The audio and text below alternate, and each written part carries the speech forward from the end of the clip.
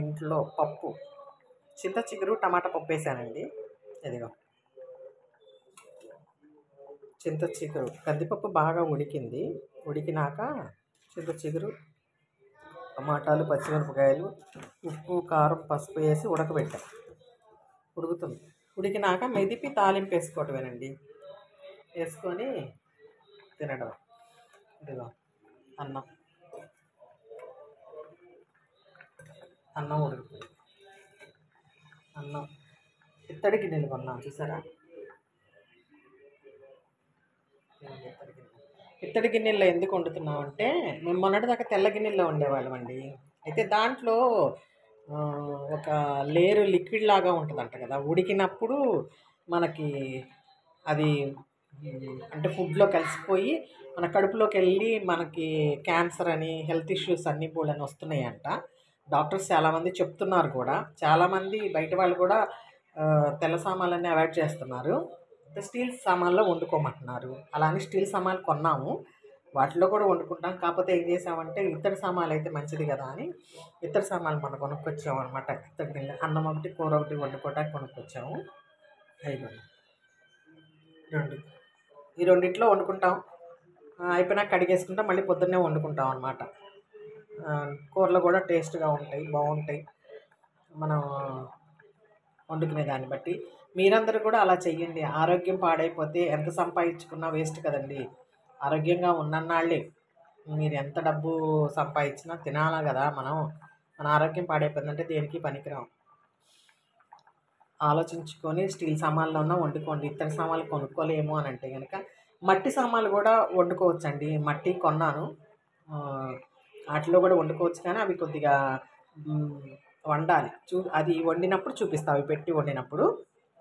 ఇప్పుడు ఇత్తడి గిన్నెల్లో వండుతున్నాం మేము. అంటే కంచి కూడా దొరుకుతాయి, కానీ కంచి బాగా బరువు ఉంటాయి. ఇవేమో మనం వండుకోవడానికి పనికి వస్తుందని చెప్పి తీసుకొచ్చాం అన్నట్టు. మరీ బరువు ఉన్నాయంటే అది ఇత్తడి కూడా ఉన్నాయి బరువి. కళాయి కూడా తెచ్చాము ఇత్తడిది. అయితే ఏమవుతుందంటే బాగా బరువు ఉంది. అది బోళం సేపు గ్యాస్ ఇదవుతుంది. ఇదివరకంటే పుల్లలు పెట్టి ఉండేవాళ్ళు కాబట్టి ఎంత బరువుది పెట్టినా కానీ తెలిసేది కాదు. ఇప్పుడు గ్యాస్ అయిపోయేటప్పటికి ఏమవుతుందంటే అది బాగా గ్యాస్ అయిపోతుంది అన్నమాట తొందరగా. ఇదిగోండి చింత చిగురు, టమాటా పప్పు. టమాటాలు ఉడికినాయి అనుకో మెదిపి తాలింపు వేసుకుందాము. వేసుకొని తినచ్చు. ఎండాకాలం ఏంటంటే పిల్లలు ఇంట్లోనే ఉంటారు కాబట్టి టమాటా పప్పును, పప్పుచారు, రసము, పెసరపప్పు చారు ఇలా ఎక్కువగా. పులుసుల్లో కూడా చింతపండు వాడకూడదంటండి. చింతపండు తినకూడదంట. తింటే అంటే మోకాళ్ళ నొప్పులు వస్తున్నాయి. ఇదివరకు వాళ్ళకి వచ్చేవి కాదు. ఎందుకు వచ్చేవి కావాలంటే వాళ్ళు కుండల్లో పెట్టుకునేవాళ్ళు. చింతపండు తీసుకొచ్చి కుండల్లో పెట్టుకునేవాళ్ళు. అయితే అది తీసుకొని వాడుకునేవాళ్ళు. మనం ఇప్పుడు ఏంటంటే డబ్బాలు, ప్లాస్టిక్ డబ్బాల్లో పెట్టుకుంటున్నాం. ఆ కుండలు అనేది తీసేసాం, వాడటమే మానేసేసాం కూడా. దానివల్ల ఏమవుతుందంటే మనకి ఇదిగో రోగాలు వస్తున్నాయి అందరికీ. ఆ చింతపండు వాళ్ళు ఏసీ రూమ్స్లో పెట్టి ప్యాక్ చేసి మనకి పంపిస్తున్నారు. దానివల్ల ఏమవుతుందంటే మోకాళ్ళ నొప్పులు వస్తున్నాయి. చాలామంది మోకాళ్ళ ఆపరేషన్స్ చేయించుకుంటున్నారు. అందుకని చింతపండు అవాయిడ్ చేసి నిమ్మకాయ, చింత చిగురు, మామిడికాయలు, పుల్ల మామిడికాయలు వస్తాయి చూసారా రసాలు, అవి పచ్చిగా ఉన్నప్పుడు కోసి మీరు ఎండాకాలం వచ్చినప్పుడు, ఎండాకాలంలోనే కదా మామిడికాయలు వచ్చాయి మీకు, అవి బయట పైన ఎండబెట్టుకోండి. ఎండిపోతాయి. అవి బాగా ఎండిపోయినా ఒక డబ్బాలో పెట్టుకున్నాం అనుకో, మనం శీతాకాలం మనకి దొరకవు కదా ఇవేవి.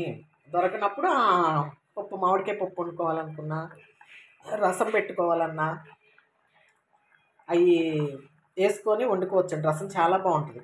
చేపల కూరలో వేసుకోవచ్చు. చేపల కూరలో కూడా చింతపండు తగ్గించేసేయండి. బాగా ఇగురు వండుకోండి, లేదా మామిడికాయ ముక్కలు వేసి వండుకోండి. చేపల కూరలో బాగుంటుంది. అంటే నచ్చితే చెయ్యండి. అందరూ చెయ్యాలని ఏమీ లేదు. ఆరోగ్యం గురించి చెప్తున్నాను అంతే.